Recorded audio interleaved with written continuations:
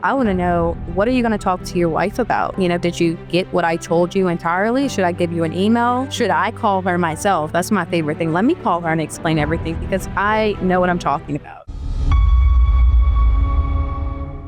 What is your approach to handling objections from potential clients? I just like to rip the Band-Aid off. I do have a little script for objections that every time I hear someone saying it, I'm like, good job, because they feel so uncomfortable. And my favorite one is people like, oh my God, you guys are so expensive. Like, well, do you want an iPhone 8 or an iPhone 15? And they just sit there like, you tell me. And they're like, I don't want an iPhone 8. Well, I'm like, well, that's what we are. And then they have that realization like, okay, all right, I get it now. They don't have the perception or, did you price around? What did they give you? Like, tell me, why do you think we're expensive? And most people just kind of are like, I don't know. I just said it because I don't know. It seemed high. And I'm like, really not. But getting sales reps to just rip the Band-Aid off, they just like squirm inside. They're like, but they think it's high. And I'm like, well, who wouldn't?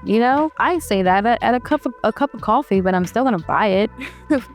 Like, it's just one of those things that you just have to confront and then work through it with the customer to where you both have an understanding, and they may need to think about it, but at least you addressed it. And it's not just room for open questioning. Like, okay, why do you think I'm high? Was it another person, or was it another company, or you never called anyone? We're the first company you ever called. And you're like, I didn't know pest control was this expensive, or I didn't know it would cost this much. And it's not the company and the pricing. It's just the individual person. I love that. So you're saying you hit it head on, and you are, but you're doing it with like humor, right? Like, there's a way to deliver that where the person on the other end of the phone starts laughing. Yes. Yeah. It's more like just connection. And like you're talking to a friend. Yeah.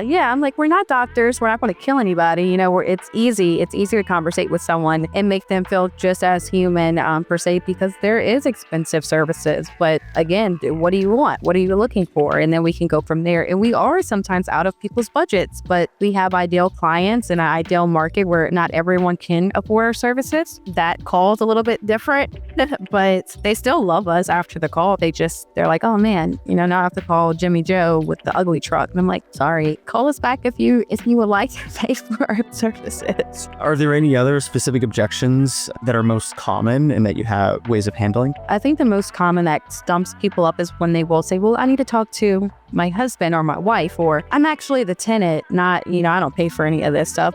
Where do you go from there? People are just like, okay, well, let me know, call me back once you talk to them, but they still deserve the hard blows of that conversation, because I want to know, what are you going to talk to your wife about? Did you get what I told you entirely? Should I give you an email? Should I call her myself? That's my favorite thing. Let me call her and explain everything because I know what I'm talking about. And you called me for a reason is my favorite thing. You called me, let me call her and explain everything, since she is going to make the decision. And most of the time they're like, well, I just want to, let her know that it's going to be this price. And they kind of like reel back a little bit, or they appreciate you calling the other person and explaining everything all over again, because like they really don't want to do that. They're just like, oh yeah, so-and-so said it's going to be this price. That's all they're going to say. And you kind of leave the value hanging in the hands of someone who probably called 15 other companies. So just take the initiative when they ever say something. Well, what's the number for your wife or your landlord? Let me call them and I'll explain everything. And then I'll call you back to let you know how it goes. And then that just closes the entire objection down entirely. Yeah, that's a very convenient way of handling that objection. Because if I'm someone, especially who's like busy, I don't want to play this game of telephone with my partner and like, I'm just like, oh, you'll talk to them. Great. That takes something off of my plate. And then, you let them make the decision about it. Very cool.